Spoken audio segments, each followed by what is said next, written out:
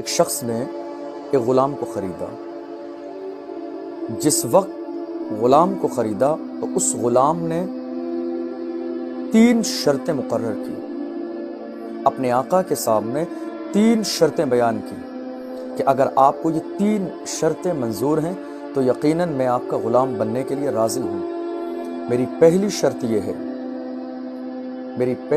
یہ ہے کہ نماز کے وقت میں آپ مجھے کسی بھی کام کے لیے نہیں کہیں گے، مجھے نماز کے لیے نماز کے وقت میں وقت دیں گے۔ اور دوسری میری شرط یہ ہے کہ رات میں مجھے کسی بھی طرح کی کوئی ذمہ داری نہیں دیں گے۔ اور تیسری میری شرط یہ ہے کہ مجھے کوئی ایک الگ جگہ رہنے کے لیے دیں گے، اس جگہ پر میرے علاوہ کوئی دوسرا موجود نہ ہو۔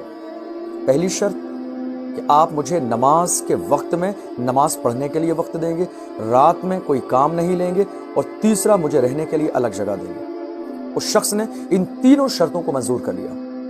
اس کے بعد وہ آیا، رہنے لگا، دن کو مالک کی خدمت کرتا، اور جب رات کا وقت آ جاتا تو رات کو وہ اپنے کمرے میں پیشانی کو اللہ کی بارگاہ میں رکھ کے پوری رات اللہ کو راضی کرنے کی کوشش کرتا، اللہ کو یاد کرتا، اللہ کے سامنے روتا، اپنے گناہوں پہ شرمندہ ہوتا، اللہ کی تسبیح بیان کرتا، اللہ کی بارگاہ میں ہاتھ اٹھا کے رحمت کا طلبگار بن جاتا۔ ایک دن اچانک سے اس کے مالک نے رات کو عبادت کرتے ہوئے دیکھا۔ جس وقت مالک نے دیکھا اس وقت اس غلام کی زبان پر یہ جملے تھے، اے اللہ میں کیا کروں، اگر میرے اس مالک کی ذمہ داری اور اس کی خدمت دن میں میرے اوپر نہ لازم ہوتی تو میں دن اور رات دونوں تیری عبادت میں گزارتا۔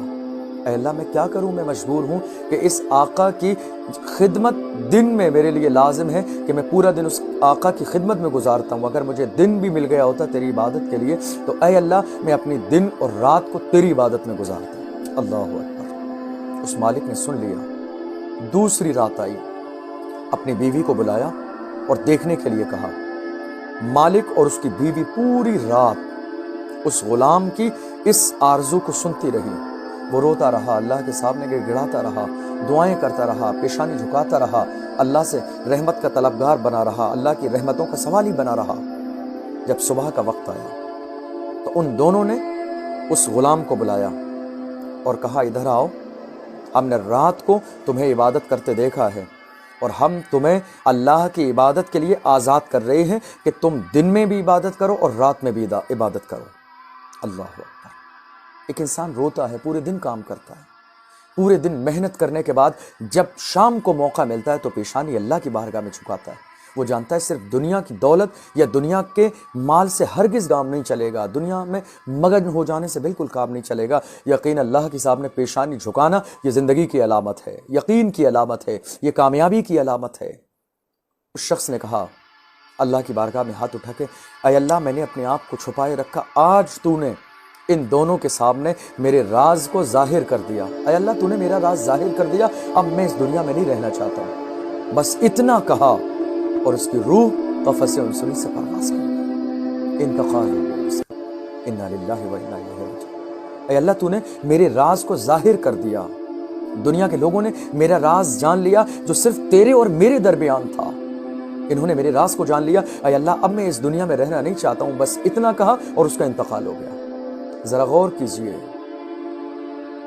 کیجئے اللہ کی بارگاہ میں جب ہمارے ہاتھ اٹھتے ہیں تو ہم اللہ سے صرف دولت کا سوال کرتے ہیں، ہمارے ہاتھ اٹھتے ہیں تو ہم اللہ سے صرف کاروبار کا سوال کرتے ہیں، جب ہمارے ہاتھ اٹھتے ہیں اللہ کی بارگاہ میں تو ہم اللہ سے صرف اپنی ضرورت کی فرمائشیں کرتے ہیں۔ خدا کے لیے کبھی ہاتھ ایسی کنڈیشن میں بھی اٹھائیں کہ اللہ سے یہ دعا مانگیں، اے اللہ تو ہمیں نماز کی توفیق دے دے۔